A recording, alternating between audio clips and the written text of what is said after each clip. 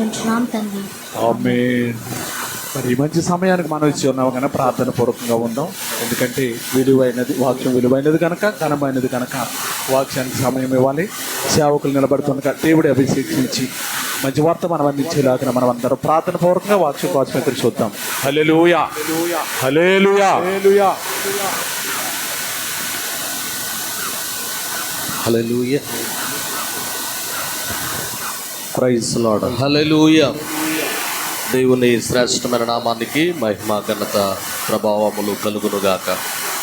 ఈ రాత్రికాల సమయంలో ఉపవాస కూడికకు ఇచ్చేసిన మీ అందరికీ మరొకసారి ప్రత్యేకమైన వందనాలు తెలియజేస్తూ ఉన్నాను. ఒక చిన్న ప్రార్థన చేసుకుని దేవుని వాక్యాన్ని మనము ధ్యానం చేసుకుంటాం. మహాపరిశుద్ధుడును మహాగణుడమైన మా తండ్రి, మీ శ్రేష్టమైన ఘనమైన ప్రశస్తమైన పాదములకు వందనాలు, స్తోత్రాలు చెల్లిస్తున్నాం ప్రభా. ఈ రాత్రికాల సమయంలో మేమందరము మీ పాదాల చెంత వేచి ఉన్నాం. కొద్ది నిమిషములు మీ వాక్యాన్ని ధ్యానించనుండగా మీరే మంచి బోధకుడివై మా అందరితో మాట్లాడండి ప్రభా. వాక్యము ద్వారా అనేకులు బలపరచబడడానికి సహాయం చేయండి నాయనా. వాక్యము బ్రతికించేది, సరిచేసేది, క్రమపరిచేది. ఈ రాత్రికాల సమయంలో మీ మాటలు వింటుండగా అనేకులు సరిచేయబడి క్రమపరచబడుటకు కృపనిచ్చి సహాయం చేయమని యేసు నామమున ఈ ప్రార్థన అడిగి వేడుకొనుచున్నాము తండ్రి. ఆమేన్. దేవుని వాక్యం చదువుకుందాం. మార్కు సువార్త 2వ అధ్యాయం. మార్కు సువార్త 2వ అధ్యాయము 13వ వచనం నుండి కొన్ని వచనాలు మనం చదువుకుందాం. ఆయన సముద్ర తీరమున మరలా నడిచిపోవచుండెను. జనులందరూ ఆయన యొద్దకు రాగా ఆయన వారికి బోధించెను. ఆయన మార్గమున వెళ్ళుచు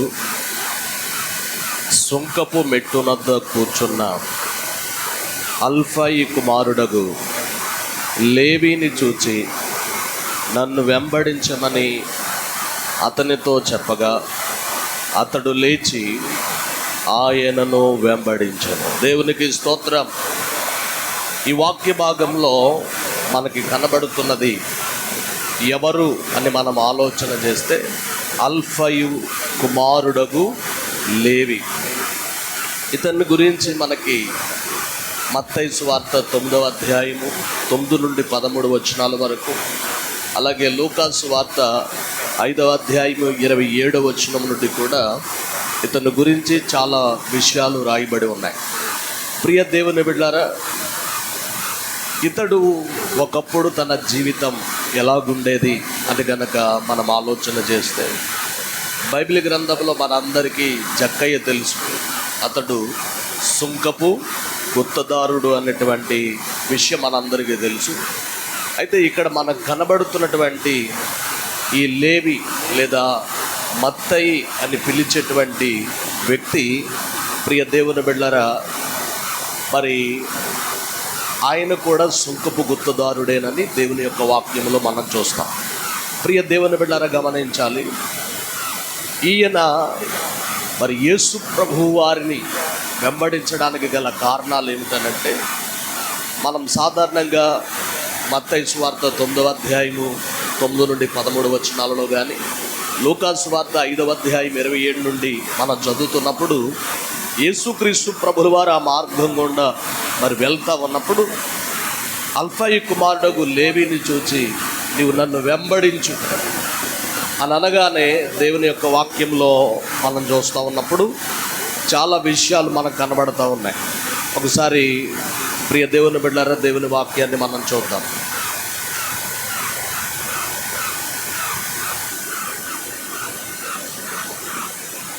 దేవుని యొక్క వాక్యాన్ని కనుక మనము ధ్యానం చేస్తూ ఉన్నప్పుడు చాలా విషయాలు మనకు కనబడుతూ ఉంటాయి.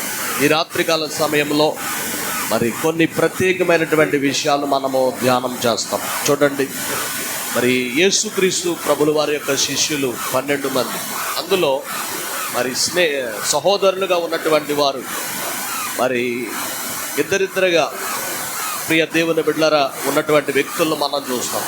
వాళ్ళలో మరి పేతురు, ఆంద్రేయ వీళ్ళిద్దరూ సహోదరులు. అలాగే బైబిల్ గ్రంథంలో యాకోబు, యోహానులు వీళ్ళిద్దరూ సహోదరులు.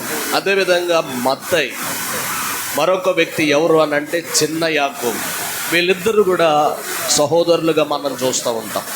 అయితే యేసుక్రీస్తు ప్రభులు వారు వారిని శిష్యులుగా ఏర్పాటు చేసుకొనక మునుపు ఈ మత్తయి పరిస్థితి ఎట్లా ఉండేది అని అంటే, ప్రియ దేవుని బిడ్డలారా, భయంకరంగా ప్రజలందరూ పాపి, అన్యుడు అనేటువంటి ముద్రపడినటువంటి వ్యక్తి. అయితే యేసుక్రీస్తు ప్రభుల వారు, ప్రియ దేవుని బిడ్డలారా, ఆయన ఒక మాట అంటారు, నేను నీతిమంతులను పిలవ రాలేదు కానీ నేను పాపులను పిలువవచ్చు తిని.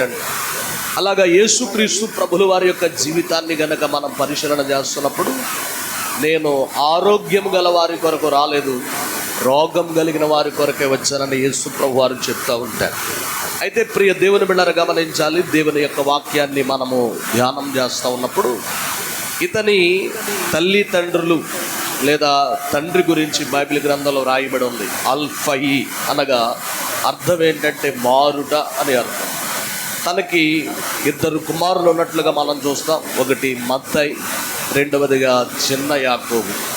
మరి ఈ మత్తయి అనగా అర్థం ఏంటంటే దానము లేక హత్తుకొనుట అని అర్థం.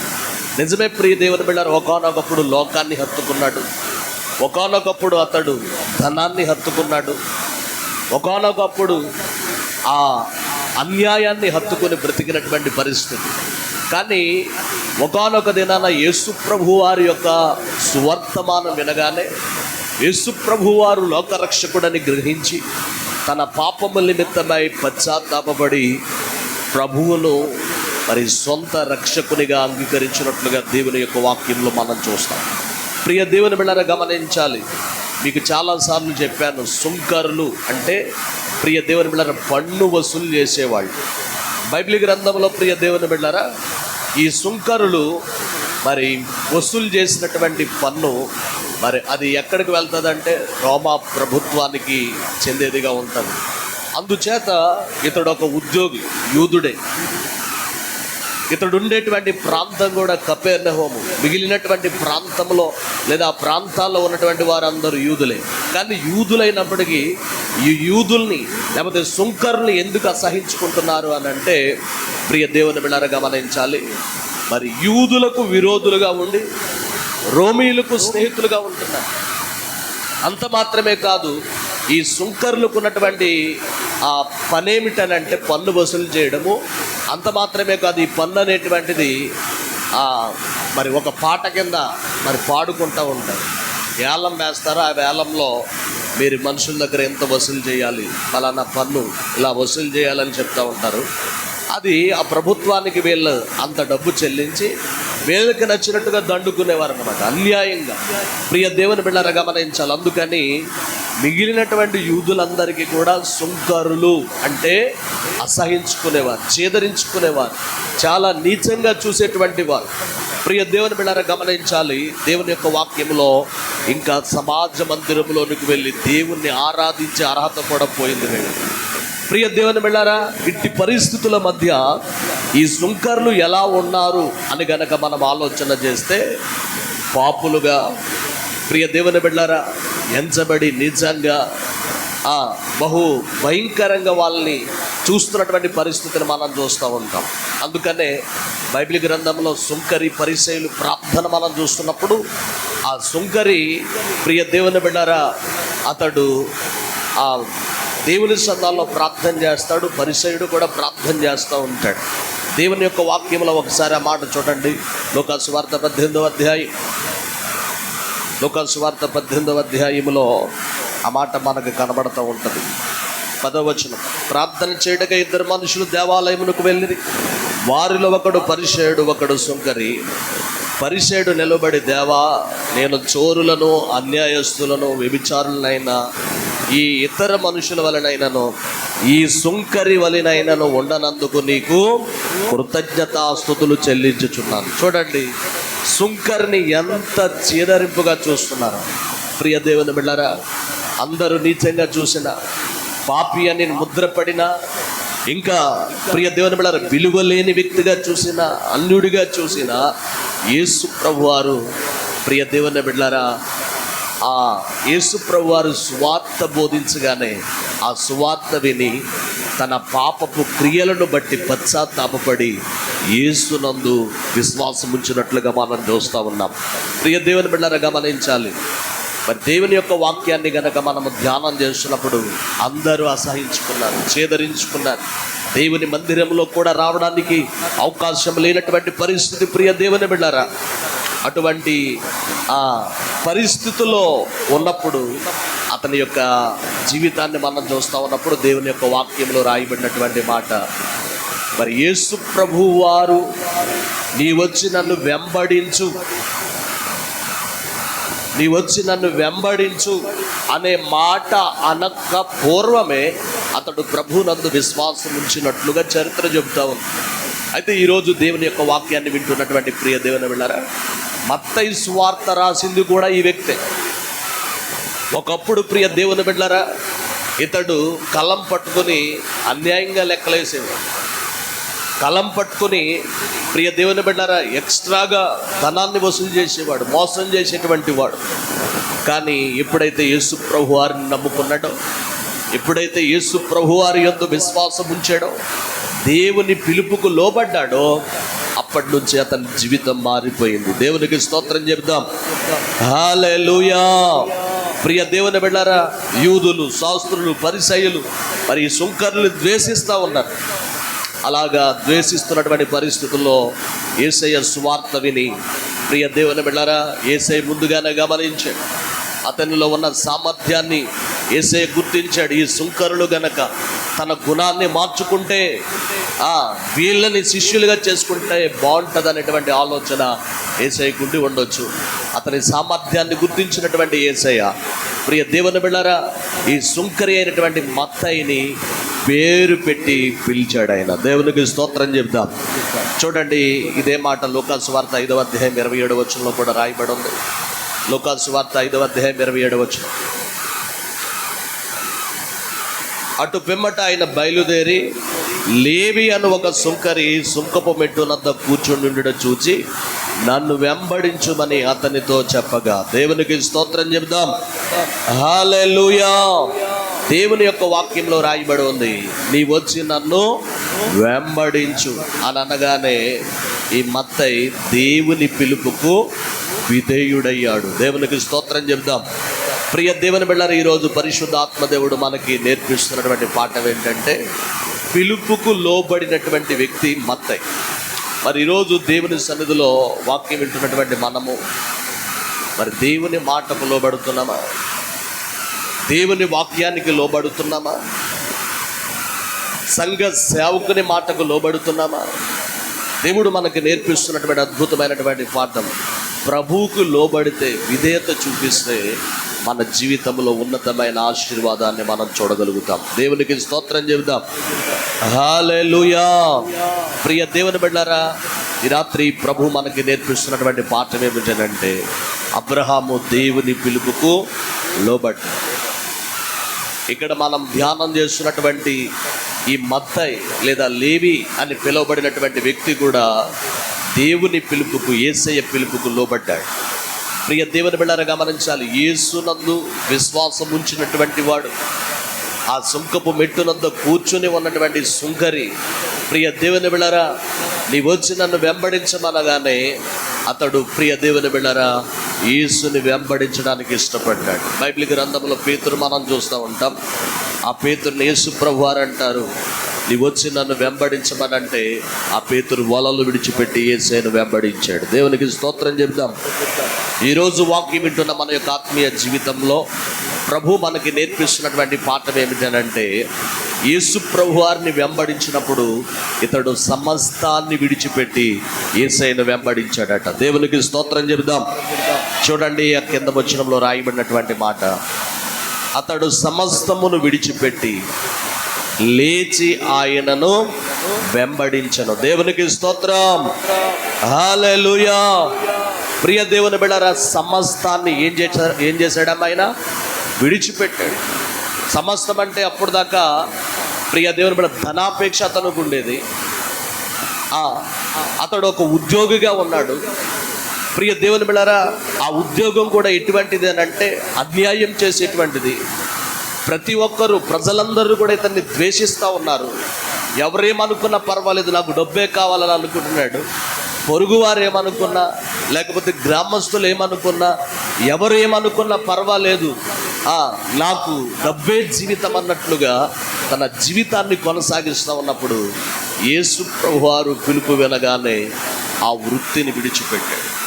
ఒకవేళ అలా విడిచిపెడితే మరలా ఉద్యోగాన్ని సంపాదించుకోలేనేమో, నాకు నష్టం వాటిల్లుతుందేమో అని తెలిసి కూడా ప్రియ దేవుని బిడ్డలారా, ఆ వృత్తిని విడిచిపెట్టి యేసుని వెంబడించాడు. దేవునికి స్తోత్రం చెబుదాం.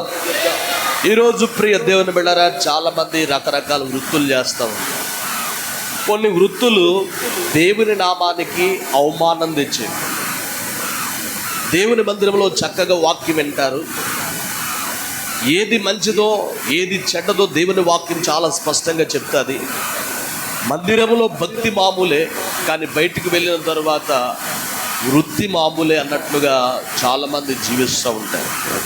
కానీ ఈరోజు దేవుని యొక్క వాక్యంలో ప్రభు మనకి నేర్పిస్తున్నటువంటి పాఠం ఏమిటంటే, ఒకవేళ దేవుని నామానికి మనం చేసేటువంటి పని అవమానం తెచ్చిపెట్టింది అని అంటే ఆ పనిని కూడా వదులుకోవడానికి మనం ఇష్టపడాలి. దేవునికి స్తోత్రం. నష్టపోవడానికైనా ఇష్టపడ్డాడు, ఉద్యోగాన్ని కోల్పోవడానికైనా ఇష్టపడ్డాడు. ఈరోజు ప్రియ దేవుని బిడ్డలారా గమనించాలి, అతని జీవితంలో డబ్బు సంపాదిస్తున్నాడు కానీ నెమ్మది లేదు, శాంతి లేదు, సమాధానం లేదు, సంతోషము లేదు. ఈరోజు చాలామంది వృత్తులు చేస్తున్నారు, చాలా సంపాదిస్తున్నారు, వారి జీవితంలో ఆనందం లేదు, నెమ్మది లేదు. ప్రియ దేవుని బిడ్డలారా గమనించాలి, నిజమే, కొన్నిసార్లు అన్యాయం చేత సంపాదించినటువంటి ధనం మనకు ఉన్నట్లయితే ఆ అన్యాయం, లంచం, మోసం చేసి తెచ్చుకున్నటువంటి ధనం మనకు సంతోషాన్ని ఇవ్వదు.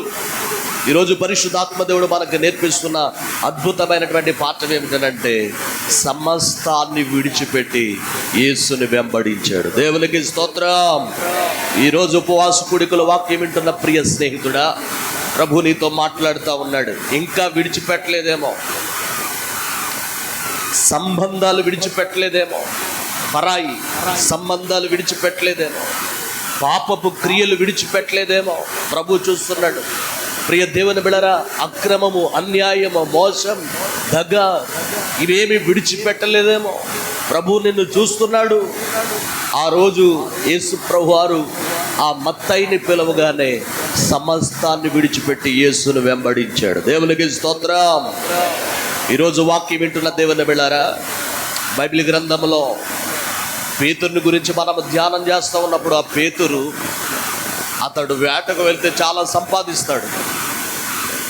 యేసు ప్రభువారి దగ్గరకు వచ్చి పాపినని ఆయన ఎదుట సాష్టాంగపడ్డాడు, మోకరించాడు.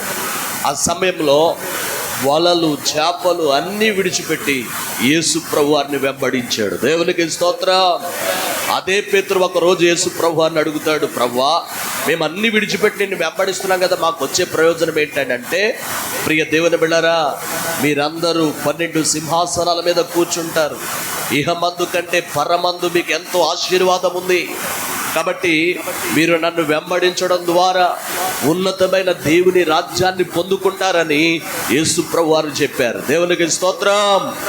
కాబట్టి మనము కూడా సమస్తాన్ని విడిచిపెట్టాలి. ఇంకా చాలామంది చూడకూడనివి చూస్తూ వాటిని వెంబడిస్తున్నారు, విడిచిపెట్టట్లేదు. కొంతమంది ప్రియులరా అల్లరితో కూడిన ఆటపాటలు విడిచిపెట్టట్లేదు. కొంతమంది ప్రియ దేవుని బిడ్డారా, మనకి మేలు చేసే స్నేహితులతో కాకుండా హాని చేసే స్నేహితులతో, పాపపు కార్యాలు చేసే స్నేహితులతో నీ సహవాసాన్ని విడిచిపెట్టట్లేదు నీవు. ఈరోజు ప్రభు చాలా సూటిగా మనందరితో మాట్లాడుతూ ఉన్నారు. ఆయన సమస్తాన్ని విడిచిపెట్టి యేసుని వెంబడించాడు. దేవునికి స్తోత్రం చెప్దాం. హల్లెలూయా. ప్రియ దేవుని బిడ్డలారా గమనించాలి, ఎంత గొప్ప సమర్పణో కదా బైబిల్ గ్రంథంలో. ప్రియ దేవుని బిడ్డలారా, మత్తయి లాంటి సమర్పణ మనకు అవసరం. దేవునికి స్తోత్రం. అందుకనే బైబిల్ గ్రంథంలో, కీర్తనల గ్రంథంలో ఆ భక్తుడైనటువంటి ఆశాపు అంటాడు, 73వ కీర్తన 23 నుండి 25 వరకు చదివితే ఆయన అంటాడు, నీవు నాకు ఉండగా లోకములోనది ఏది నాకు అక్కర్లేదు. దేవునికి స్తోత్రం. చూడండి, ఆకాశమందు నీవు నాకుండగా లోకములోనిది ఏదియో నాకు అక్కర్లేదు. కాబట్టి ప్రియ దేవుని బిడ్డలారా, అట్టి సమర్పణ మనకు అవసరం. అందుకనే ఈ మత్తయి సమస్తాన్ని విడిచిపెట్టి యేసును వెంబడించాడు గనుక అపోస్తులుగా నియమింపబడ్డాడు. దేవునికి స్తోత్రం. యేసయ్య శిష్యులలో ఒకనిగా చేయబడడానికి గల కారణం, ప్రియ దేవుని బిడ్డలారా, యేసయ్య ముందుగానే అతని జీవితాన్ని ఎరిగినటువంటి వాడు. అందుకనే ఈ సుంకరి తన గుణాన్ని మార్చుకుంటే పరిచర్యలో ఉపయోగపడతారన్నటువంటి ఆలోచనతో యేసు ప్రభువారు సువార్త విని బ్రతుకును మార్చుకున్నాడు. పేరు పెట్టి పిలిచి తన పరిచర్యకు యేసయ్య నియమించుకున్నాడు. దేవునికి స్తోత్రం. హల్లెలూయా. ఎంత గొప్ప అద్భుతమైనటువంటి విషయమో. కాబట్టి మరి ఈ రాత్రికాల సమయంలో వాక్యం వింటున్న దేవుని బిడ్డలారా, మత్తయి పిలుపుకు లోబడ్డాడు. 2, సమస్తాన్ని విడిచిపెట్టి యేసుని వెంబడించాడు. దేవునికి స్తోత్రం చెబుదాం. ప్రియ దేవుని బిడ్డలారా, గమనించాలి. అంత మాత్రమే కాదు, ఇతడు చేసినటువంటి పని ఏమిటో ఒకసారి మనం చదువుదాం. 29వ వచనం చదవండి. లూకా సువార్త 5:29. ఆ లేవి తన ఇంట ఆయనకు గొప్ప విందు చేశాను. దేవునికి స్తోత్రం. యేసు ప్రభువారిని ఎక్కడ చేర్చుకున్నాడమ్మా? తన ఇంట చేర్చుకున్నాడు. జక్కయ్య యేసు ప్రభువారిని ఎక్కడ చేర్చుకున్నాడు? ఆయన ఇంట చేర్చుకున్నాడు. ఈరోజు వాక్యం వింటున్న దేవుని బిడ్డలారా, మరి ఎవరి ఇంటికి చేర్చుకున్నాడు అనంటే, మత్తయి తన ఇంటికి చేర్చుకుని యేసు ప్రభువారికి ఏ విందు చేశాడో తెలుసండి? గొప్ప విందు చేశాడు. దేవునికి స్తోత్రం. అంటే కృతజ్ఞత కలిగినటువంటి హృదయం కలిగిన వాడు మత్తయి. నిజమే ప్రియ దేవుని బిడ్డలారా, దేవుని యొక్క వాక్యము మనకి నేర్పిస్తున్న అద్భుతమైనటువంటి సత్యం ఏమిటంటే, బైబిల్ గ్రంథంలో చక్కటి విషయాలు మనం చూస్తాం. ప్రభు మనకిచ్చినటువంటి రక్షణను బట్టి మనం ఏం చేయాలో తెలుసండి? దేవునికి కృతజ్ఞతాస్తుతులు చెప్పాలి. దేవునికి స్తోత్రం. కీర్తన గ్రంథం 103వ అధ్యాయము, కీర్తన గ్రంథం 103వ అధ్యాయం 1 నుండి 3 వచనాలు చదివితే, నా ప్రాణమా యెహోవాను సన్నుతించుము, నా అంతరంగమునున్న సమస్తమా ఆయన పరిశుద్ధ నామమును సన్నుతించుము. నా ప్రాణమా యెహోవాను సన్నుతించుము, ఆయన చేసిన ఉపకారములలో దేనిని మరువకము. ఆయన నీ దోషములన్నిటినీ క్షమించువాడు, నీ సంకటములన్నిటినీ కుదుర్చువాడు, సమాధిలో నుండి నీ ప్రాణమును విమోచించుచున్నాడు, కరుణా కటాక్షములను నీకు కిరీటముగా ఉంచుచున్నాడు. దేవునికి స్తోత్రం. భక్తుడైనటువంటి దావీదు దేవునికి కృతజ్ఞత చెప్తున్నాడు. ఎప్పుడో తెలుసండి? నా దోషములన్నిటినీ క్షమించావు, నా రోగాలన్నిటినీ కుదుర్చావని దేవునికి ఏం చెప్తున్నాడో తెలుసండి? కృతజ్ఞతాస్తుతులు చెప్తున్నాడు. దేవునికి స్తోత్రం చెప్దాం. బైబిల్ గ్రంథంలో లూదియా అనేటువంటి ఒక స్త్రీ పౌలు గారిని రక్షణ పొందిన తరువాత వారింటికి ఆహ్వానించి విందు చేసింది. దేవునికి స్తోత్రం. కాబట్టి మరి బైబిల్ గ్రంథంలో ఈ మత్తయిని గురించి మనం ధ్యానం చేస్తున్నప్పుడు అద్భుతమైనటువంటి విషయం ఏంటంటే, కృతజ్ఞత హృదయముతో యేసు ప్రభువారిని ఇంటికి పిలిచి ఏం చేశాడు అనంటే, గొప్ప విందు చేశాడు. దేవునికి స్తోత్రం చెప్దాం. హల్లెలూయా. ప్రకటన గ్రంథం 7వ అధ్యాయంలో ఒక చక్కని మాట రాయబడి ఉంది. ప్రకటన గ్రంథం 7వ అధ్యాయంలో ఒక చక్కని మాట మనం చదువుదాం. ప్రకటన గ్రంథం 7వ అధ్యాయము 10వ వచనం. సింహాసనాసీనుడైన మా దేవునికిని గొర్రె పిల్లకును మా రక్షణకై స్తోత్రమని మహాశబ్దముతో ఎలుగెత్తి చెప్పేది. దేవునికి స్తోత్రం. ఈరోజు మనము కృతజ్ఞత అనగా, మనకి కుటుంబాలలో ఈ వివాహం కలిగిన, ఉద్యోగం దొరికిన, లేకపోతే ఆస్తిపాస్తులు సంపాదించుకున్న, మనము భౌతిక సంబంధమైనటువంటి ఈవులను బట్టి దేవునికి కృతజ్ఞతాస్తుతులు చెల్లిస్తూ ఉంటాం. కానీ ప్రభు మనకిచ్చినటువంటి రక్షణను బట్టి దేవునికి కృతజ్ఞతాస్తుతులు చెల్లించామా ఎప్పుడైనా? ప్రభు మనల్ని అడుగుతూ ఉన్నారు. దేవునికి స్తోత్రం చెబుదాం. ప్రభువుకి మనము కృతజ్ఞతాస్తుతులు చెల్లించాలి. ఏ విషయంలో తెలుసండి? నశించిపోతున్న మన కొరకు తన అమూల్యమైనటువంటి ప్రాణాన్ని, రుధిరాన్ని కార్చినటువంటి తన రుధిరాన్ని కార్చి పాపము నుండి, శాపము నుండి మనల్ని విమోచించిన మనకు రక్షణ ఇచ్చిన యేసయ్యకు మనం ఏం చేయాలో తెలుసండి, కృతజ్ఞతాస్తుతులు చెల్లించాలి. దేవునికి స్తోత్రం చెప్దాం. హల్లెలూయా. ప్రియ దేవుని బిడ్డలారా గమనించాలి, యేసు ప్రభువారు తన నోటి మాటతో సమస్తాన్ని కలుగు చేశాడు ఆయన. కానీ మనల్ని రక్షించడం కోసం ప్రభు అయినటువంటి యేసుక్రీస్తు ప్రభుల వారు ఆయన మానవ రూపిగా నరవతారాన్ని ధరించి ఈ భూమి మీదకి వచ్చి మన రక్షణ కొరకై తన ప్రాణాన్ని అర్పించి రక్షణ కార్యాన్ని, రక్షణ ప్రణాళికను నా యేసయ్య నెరవేర్చారు. దేవునికి స్తోత్రం. అంతగా మనకి రక్షణ ఇవ్వడానికి సిలువలో రక్తము కార్చి, ప్రియ దేవుని బిళ్ళారా, అపహసించబడి, హేళన చేయబడి, పిడిగుద్దులు గుద్దబడి, కొరడా దెబ్బలు కొట్టబడి, నాగటి చాలుగా తన శరీరంలో నుండి దున్నబడిన శరీరంలో నుండి రక్తం కారుతూ ఉంటే భారమైన ఆ సిలువ మ్రానుని మోసుకుంటూ యేసు ప్రభుల వారు గొలుగుతా కొండ మీదకు వెళ్ళినప్పుడు అక్కడ రోమా సైన్యం యేసు ప్రభువారిని సిలువేసింది. ప్రియ దేవుని బిడ్డలారా, ఆ సిలువలో యేసు ప్రభువారు మన కొరకు యజ్ఞ పశువుగా బలైపోయాడు. ఆయన బలి అవ్వకపోతే మనకి రక్షణ దొరికేది కాదు. కాబట్టి యేసయ్య మనకు రక్షణ ఇచ్చినందుకు మనము కృతజ్ఞత కలిగిన వారిగా ఉండాలి. దేవునికి స్తోత్రం. ప్రియ దేవుని బిడ్డలారా గమనించాలి, నేను 3-4 విషయాలు చెప్పాను. ఒకటి, మత్తయి పిలుపుకు లోబడ్డాడు, సమస్తాన్ని విడిచిపెట్టాడు, యేసయ్యను తన ఎంట చేర్చుకున్నాడు. గొప్ప విందు ఎవరికి చేశాడో తెలుసండి, యేసయ్యకి చేశాడు. దేవునికి స్తోత్రం చెబుదాం. హల్లెలూయా. ప్రియ దేవుని బిడ్డలారా గమనించాలి, గొప్ప విందు చేయాలంటే మరి చాలా డబ్బులు ఖర్చు అవుతాయి. ఈరోజు 2 మనుషులకు భోజనం పెట్టాలంటే ఎంత ఖర్చు అవుతుందో మనకి తెలుసు. మరి ఆ రోజున ఏం చేశాడో తెలుసు అండి, గొప్ప విందు చేశాడు. ఆ విందుకి తన స్నేహితులందరినీ పిలిచాడు. చాలా జాగ్రత్తగా గమనించాలి. తన స్నేహితులందరినీ పిలిచాడు, పాపుల్ని పిలిచాడు, సొంకర్లు పిలిచాడు. ఇతని ఉద్దేశం ఏమిటనంటే, నేను రక్షింపబడ్డాను, యేసు ప్రభువారు మా ఇంటికి వస్తూ ఉన్నారు కాబట్టి మా ఇంటికి వచ్చినప్పుడు యేసు ప్రభువారు వాక్యం బోధిస్తారు కాబట్టి వాళ్ళందరూ వాక్యం విని యేసు ప్రభువారిని వెంబడిస్తారనేటువంటి ఉద్దేశంతో కొంత ధనాన్ని ఖర్చు చేసి ఆయన ఏం చేశాడో తెలుసండి, గొప్ప విందు చేసి ఆ విందుకి యేసు ప్రభువారితో పాటుగా పాపులను పిలిచాడు. ప్రియ దేవుని బిడ్డలారా, సొంకర్లు పిలిచాడు. అందరిని పిలిచి ఏం చేశాడో తెలుసండి, గొప్ప విందుకి పిలిచాడు. ఆ విందులో యేసయ్య అద్భుతమైన వాక్యం బోధించారు. దేవునికి స్తోత్రం. యేసునందు విశ్వాసం ఉంచి అనేకులు ఏం చేశారో తెలుసండి, వారు కూడా యేసయ్యను వెంబడించారు. దేవునికి స్తోత్రం చెబుతాం. అందుకనే మత్తయి లాంటి పని మనం చేయాలి. యేసయ్య సేవ కొరకు, సువార్త చెప్పడం కొరకు మన ధనాన్ని ఖర్చు చేయాలి. ఎంత అద్భుతమైన దివ్యమైన పని ఆలోచన చేయాలి.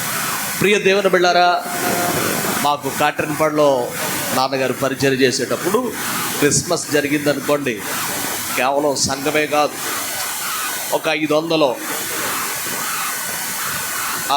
కార్డ్స్ వేయించి ప్రియ దేవుని బిడ్డలారా అందరికి ఇన్విటేషన్ ఇచ్చేవాళ్ళు. ప్రియ దేవుని బిడ్డలారా, ఇన్విటేషన్ ఇచ్చినప్పుడు చాలామంది వచ్చేవారు. ఆ రోజు క్రిస్మస్ విందు ఉంటుంది, గొప్ప విందు.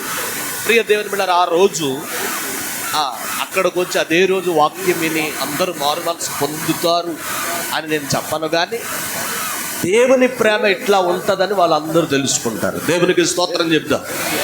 అందుకనే మరి క్రిస్మస్ అనగా క్రీస్తు ప్రేమను చెప్పడానికి, తెలియపరచడానికి ఇది గొప్ప అవకాశం. అందుకనే మన క్రిస్మస్ ఆరాధనలో మన స్నేహితులు ఉంటారు, చాలామంది మనతో పనిచేసే వాళ్ళు ఉంటారు, మన పొలం దగ్గర పక్క పొలాలు కలిగినటువంటి వాళ్ళు ఉంటారు. వాళ్ళని ఆహ్వానించాలి, అయ్యా రండి కొంచెం భోజనం చేసి వెళ్తురు కానీ, లేకపోతే కాసేపు మాతో పాటు సంతోషిస్తురు కానీ రండి అని వాళ్ళని మనం ఏం చేయాలో తెలుసండి, ఇన్వైట్ చేయాలి. దేవునికి స్తోత్రం. అలాగా వచ్చి కూడా వాక్యం విని రక్షణ పొందిన వాళ్ళు చాలా మంది ఉన్నారు. దేవునికి స్తోత్రం చెబుదాం. ప్రియ దేవుని బిడ్డారా, మొన్న దైవజనులు సుందర మోషే గారు వేడిచల్లపాలెంలో ఆయన ఒక సాక్ష్యం చెప్తున్నారు. చూడండి, మన క్రిస్మస్కి చాలామంది గౌరవనీయులు మనం పిలుస్తూ ఉంటాం. అలా పిలిచినప్పుడు ఆ రోజు జాకబ్ గారు వాక్యం అటండి, ఆయనకు వాక్యం ఇస్తే ఒక పెద్దగారు గౌరవనీయులు వచ్చి కొంతమంది కూర్చుంటారు, వెళ్ళిపోతారు. ఆయన వాక్యం చెప్తా ఉంటే వాక్యం అయ్యేంత వరకు ఉండి ఆ వాక్యం విని వెళ్ళాడట. దేవునికి స్తోత్రం. యేసు ఎంత గొప్పవారో వారికి అర్థమవుతుంది. కాబట్టి ఇక్కడ మత్తయికున్నటువంటి ఆలోచన ఏంటంటే, ఆ విందుకి, విందు అన్నప్పటికి అందరూ వస్తారు కదండి, ఆ విందుకు వచ్చినప్పుడు యేసు ప్రభు వారు అక్కడ ఉన్నారు, వస్తున్నారని చెప్పారో చెప్పలేదో తెలియదు, కానీ వచ్చినప్పుడు వాళ్ళు విందుతో పాటుగా యేసు ప్రభు వారు వారితో సంభాషించి వారికి దేవుని వాక్యం బోధించగానే వారు కూడా విని యేసు ప్రభు వారిని వెంబడించారట. దేవునికి స్తోత్రం. ఎంత అద్భుతమైనటువంటి విషయము. కాబట్టి ఈరోజు మనం కూడా మనకున్న ధనము, మనకున్న బలము, మనకున్న శక్తి సువార్త పని కొరకు ఖర్చు చేయాలి. అందుకనే పౌలు గారు అంటారు చూడండి, కొరింథీయులకు రాసిన 2వ పత్రిక, అందరూ బైబిల్ తెరిచి చూడండి, ఎంత అద్భుతమైనటువంటి విషయము. కొరింథీయులకు రాసినటువంటి పత్రిక 12వ అధ్యాయము 15వ వచనం చదవండి. కాబట్టి నాకు కలిగినది యావత్తు మీ ఆత్మల కొరకు బహు సంతోషముగా వ్యయపరచుదను, నన్నును నేను వ్యయపరుచుకుందును. నేను మిమ్మల్ని ఎంత ఎక్కువగా ప్రేమించుచున్నానో అంత తక్కువగా మీరు నన్ను ప్రేమింతురా. దేవునికి స్తోత్రం. చూడండి 15వ వచనంలో, కాబట్టి నాకు కలిగినది యావత్తు మీ ఆత్మల కొరకు బహు సంతోషముగా వ్యయపరిచేదను. వ్యయపరిచేదను అంటే ఖర్చు చేస్తానంటున్నారు పౌలు గారు. మరి ఈ మత్తయి ఆ రోజు విందు చేశాడు. ఎందుకనంటే ఆ విందుకు వచ్చినటువంటి వారు కొన్ని ఆత్మలైనా రక్షింపబడతాయన్నటువంటి ఉద్దేశంతో విందు చేసి కొంత ధనాన్ని ఆత్మల రక్షణ కొరకు ఖర్చు చేశాడు. దేవునికి స్తోత్రం. నిజమే, మన క్రిస్మస్ ఆరాధనకి కూడా చాలా మంది వేలాది రూపాయలు హెచ్చించిస్తున్నారు. అది ఎందుకొరకు అనంటే ఆత్మల రక్షణ కొరకు. దేవునికి స్తోత్రం చెబుదాం. ప్రియ దేవుని బిడ్డలారా, నేను అంటాను, మనమే నమ్మిన మనమే అక్కడ కూర్చొని మనమే వాక్యం వినడం కాదు, ఇతరులను కూడా ఇన్వైట్ చేయాలంట. దానికి అందరు అంగీకరించాలి. ఎందుకంటే యేసు ప్రభు వారు చెప్పింది ఏంటంటే, ఆరోగ్యము గల వారి కొరకు నేను రాలేదు, పాపులను పిలవచ్చాను. మనం ఆరోగ్యం కలిగి ఉన్నాం. ఒకప్పుడు పాపులమే, ఇప్పుడు రక్షణలోనికి వచ్చాం. వాక్యం బాగా అర్థమైంది. కాబట్టి ఇటువంటి క్రిస్మస్లకి మన స్నేహితుల్ని, బంధువులందరినీ ఆహ్వానించాలి, వాక్యం వినిపింపచేయాలి. క్రిస్మస్ ఆరాధనలో క్రీస్తుని గురించి ప్రకటన చేయాలి. దేవునికి స్తోత్రం. సువార్త వినిపింపచేయాలి. ప్రియ దేవుని బిడ్డలారా, గమనించాలి. ఈ రోజున చాలా క్రిస్మస్లకు వెళ్తున్నప్పుడు బాధ అనిపిస్తుంది. ప్రియ దేవుని బిడ్డలారా, సువార్త ఉండట్లేదు. అక్కడ 4 డైలాగులు, 4 కథలు అయిపోయాయి. ప్రియ దేవుని బిడ్డలారా, ఒక క్రిస్మస్ ఆరాధనలో మరి క్రీస్తును పరిచయం చేయాలి, క్రీస్తుని గురించి చెప్పాలి. అసలు ఆయన రావడానికి గల కారణం ఏమిటి, ఆయన వచ్చి మన కొరకు ఏం చేశారు, ఆయన యందు విశ్వాసం ఉంచితే మనకేం జరిగింది, అది ఉండట్లేదు. ప్రియ దేవుని బిడ్డలారా, గమనించాలి. ఈ రోజున ప్రియ దేవుని బిడ్డలారా, ఎప్పుడో 2024 సంవత్సరాల క్రితం యేసయ్య వచ్చారు. సువార్త మనకు వినబడ్డది, మనం వింటా ఉన్నాం. వినని వారు అనేకులు వస్తారు, వాళ్ళు విని యేసునందు విశ్వాసం ఉంచుతారు. దేవునికి స్తోత్రం. మరి ఈ మత్తయిలో ఉన్నటువంటి మరొక క్వాలిటీ ఏంటంటే, ఆత్మల రక్షించడానికి తన ధనాన్ని ఖర్చు చేసిన వాడు. దేవునికి స్తోత్రం చెబుదాం. చూడండి, కొర్నేలి అనేటువంటి వ్యక్తిని మనం చూస్తాం. ఆయన ఎక్కడ కనబడతాడు మనకి? అపోస్తుల కార్యములు 10వ అధ్యాయంలో కనబడతాడు. ఒక రోజున ఒక దర్శనం వస్తుంది. ఏమిటా దర్శనం అని అంటే, అతడు ప్రియ దేవుని బిడ్డలారా శతాధిపతి. అతడు ధర్మకార్యాలు చేస్తున్నాడు, ప్రార్థన చేస్తున్నాడు, కానీ రక్షణ లేదు. పేతురు అనేటువంటి ఒక ఆయన ఉంటాడు, ఆయన మీ ఇంటికి పిలిపించుకో అని ఒక దర్శనంలో దేవుడు చెప్పారు. అప్పుడు తన మనుషులను పంపించి ఆ పేతురుని ఇంటికి పిలిపించుకున్నారు. పేతురు వచ్చేసరికి ఇంటి దగ్గర స్నేహితుల్ని, బంధువుల్ని, అన్యులందరినీ కూడా సమకూర్చాడట. సమకూర్చినప్పుడు పేతురు నిలబడి, యేసుక్రీస్తు అందరికీ ప్రభు, ఆయన యందు ఎవరైతే విశ్వాసం ఉంచుతారో వారికి పాప క్షమాపణ, నిత్య జీవం కలుగుతుందని వారికి పేతురు బోధించాడట. బోధించినప్పుడు అంతవరకు కూడా రక్షణ లేదు, ధర్మ కార్యాలు ఉన్నాయి, అన్నీ ఉన్నాయి. అయితే ఆ సమయంలో జరిగినటువంటి విషయం ఏమిటంటే మొత్తం ఆ కొర్నేలి ఇంటి వారందరూ రక్షణలోనికి వచ్చారు. అన్యులు సహితము కూడా రక్షణ పొందకుండగానే పరిశుద్ధాత్మను రుచి చూచారు. దేవునికి స్తోత్రం. ఎంత గొప్ప విషయమో కదా. ఈ మత్తయి లాంటి ఆలోచన కలిగినటువంటి వాడు, తనకు రక్షణ లేకపోయినా మా ఇంటికి ప్రియ దేవుని బిడ్డలారా ఒక దైవజనుడు వస్తున్నారు రండి అని ఆహ్వానించి వాక్యం బోధించగానే అందరూ కలిసి ప్రభు యందు విశ్వాసం ఉంచారు. దేవునికి స్తోత్రం చెబుదాం. కాబట్టి ఈరోజు దేవుని సేవకుడిగా నేను తెలియజేయాలనుకున్నటువంటి అద్భుతమైనటువంటి విషయం ఏమిటంటే మత్తయిలాగా మనం కూడా దేవుని పని కొరకు మనకున్న ధనము, శక్తి, బలము, తెలివితేటలన్నీ మరి యేసయ్య పరిచర్యకు ఉపయోగించాలి. దేవునికి స్తోత్రం చెబుదాం. చూడండి, ఒక రోజున జాన్ వెస్లీ గారు ప్రసంగం చేశారట. ప్రసంగం చేసి ఆయన రూమ్కి వెళ్ళిపోయినప్పుడు ఒక 4-5 యవనస్తులు, జాన్ వెస్లీ గారు అంటే రాజమండ్రి హోసన్న జాన్ వెస్లీ గారు, 4 యవనస్తులు టీ షర్ట్లు ధరించి వచ్చారట. టీ షర్ట్లు ధరించి వచ్చారు. ఆ టీ షర్ట్ల వెనకాల ఏముందో తెలుసా అండి? యేసే రక్షకుడు, దేవుడు లోకమును ఎంతో ప్రేమించను, ఆయన యందు విశ్వాసం ఉంచితే నిత్యదేవం కలుగుతుందని షర్ట్ల వెనకాల రాయబడి ఉందట. వాళ్ళు వచ్చి అన్నారు, అయ్యా మేము రాత్రికాల సమయంలో ఉద్యోగాలు చేసుకుని వస్తూ ఉంటాం.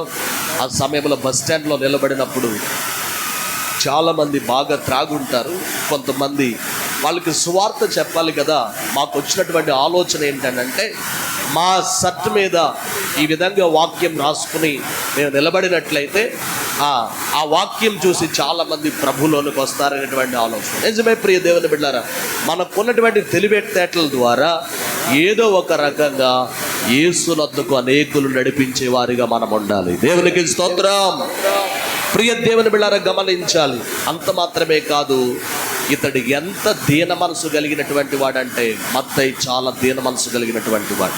ఇదే మత్తయి సువార్తలో ఆయనే ఈ సువార్త రాశాడు. ఎంతవరకు మనం ధ్యానం చేస్తున్నాం కదా. ఆ మత్తయే మరి ఈ సువార్త రాశాడు. ఒకసారి చదువుదాం. మత్తయి సువార్త 9వ అధ్యాయం. బైబిల్ తెరిచి చూడండి. మత్తయి సువార్త, టైం అవుతుందని ముగిస్తాం. మత్తయి సువార్త 9వ అధ్యాయం 9వ వచనం. యేసు అక్కడ నుండి వెళ్ళొచ్చు. మత్తయి అని ఒక మనుషుని చూచి నన్ను వెంబడించమని అతనితో చెప్పగా అతడు లేచి ఆయన్ని వెంబడించెను.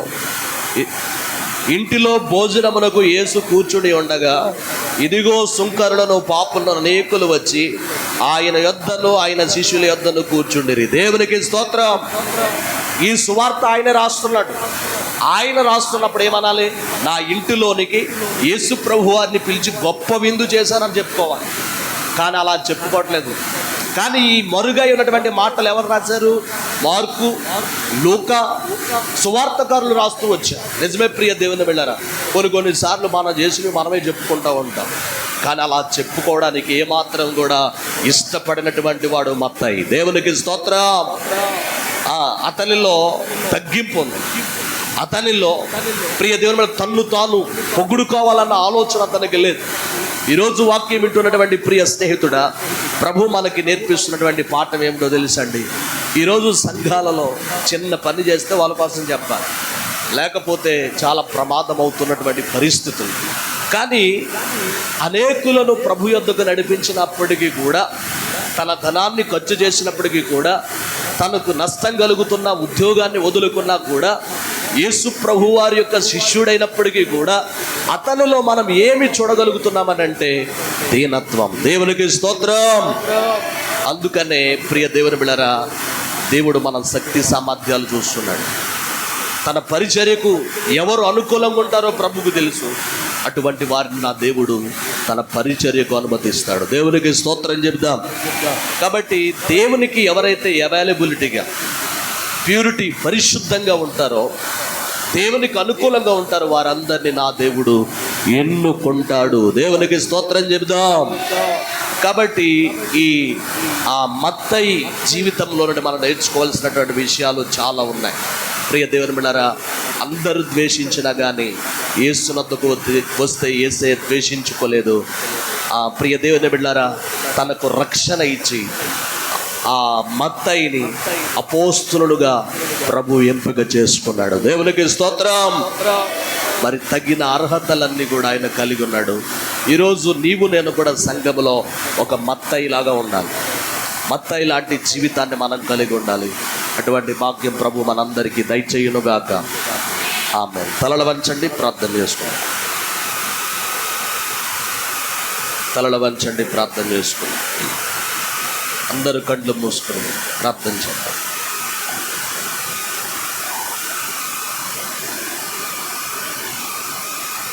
అందరు తలలు వంచండి, ప్రార్థన చేసుకోండి. ఇంతవరకు వాక్యం విన్నారు కదా. విన్నటువంటి వాక్యాన్ని బట్టి యేసయ్యా మీకు స్తోత్రాలు, యేసయ్యా మీకు మహిమ, యేసయ్యా మీకు ఘనత. అందరూ కళ్ళు మూసుకుని తలలు వంచండి. విన్న వాక్యాన్ని బట్టి ప్రార్థన చేయండి. యేసయ్యా సంఘంలో ఒక మత్తయి లాంటి బిడ్డలు లేపబడాలి ప్రభా అనేసి ప్రార్థన చేద్దాం. అందరూ విన్న వాక్యం మీకు ఏ విధంగా అర్థమైతే ఆ విధంగా అందరూ ప్రార్థన చేయండి.